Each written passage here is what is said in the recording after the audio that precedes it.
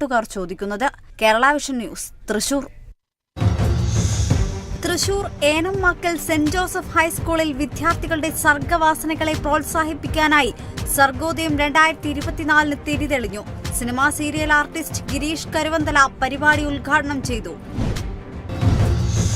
കണ്ണൂർ കുടിയാൻമലയിൽ ഭർത്താവ് ഭാര്യയെ തലക്കടിച്ച് കൊലപ്പെടുത്തി.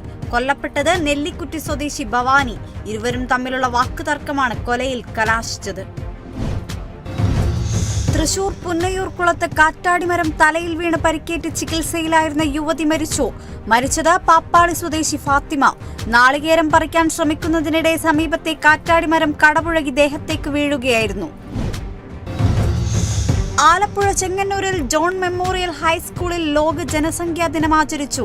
ദിനാചരണം സംഘടിപ്പിച്ചത് സാമൂഹ്യ ശാസ്ത്ര ക്ലബിന്റെയും PTA-യുടെയും ആഭിമുഖ്യത്തിൽ. ജനസംഖ്യാ വർധനവ് മൂലമുണ്ടാക്കുന്ന പ്രശ്നങ്ങളെക്കുറിച്ച് വിദ്യാർത്ഥികൾക്ക് ബോധവൽക്കരണം നടത്തി.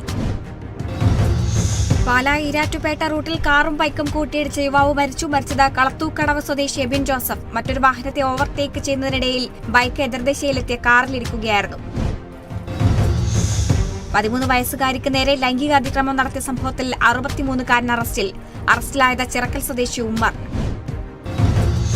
മലപ്പുറം നിലമ്പൂരിൽ ഭിന്നശേഷിക്കാരന് സാമൂഹ്യവിരുദ്ധരുടെ മർദ്ദനം. മാമങ്കര സ്വദേശി ജിബിൻ മോനാണ് മർദ്ദനമേറ്റത്. DAWF മലപ്പുറം ജില്ലാ ഭാരവാഹികൾ സന്ദർശനം നടത്തി. താമരശ്ശേരി ചുരം 8-ാം വളവിനും 9-ാം വളവിനും ഇടയിൽ വാഹനാപകടം.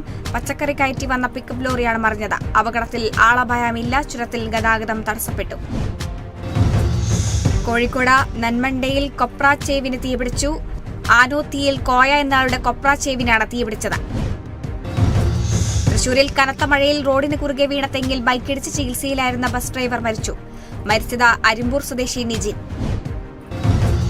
തൃശൂർ മണലൂർ പഞ്ചായത്ത് ഭരണസമിതി യോഗത്തിൽ നിന്നും ഭരണസമിതി അംഗം ഇറങ്ങിപ്പോയത് വാർഡുകളിൽ വികസന പ്രവർത്തനങ്ങൾ നടക്കുന്നില്ലെന്നാരോപിച്ച്. തൃശൂർ പുനയൂർക്കുളം പെരിയമ്പലം ബീച്ചിൽ ഡോൾഫിന്റെ ജഡം കരക്കടിഞ്ഞു. ദിവസങ്ങൾ പഴക്കമുള്ള ഡോൾഫിന്റെ ജഡമാണ് കണ്ടെത്തിയത്. കഴിഞ്ഞ ദിവസമാണ് സംഭവം.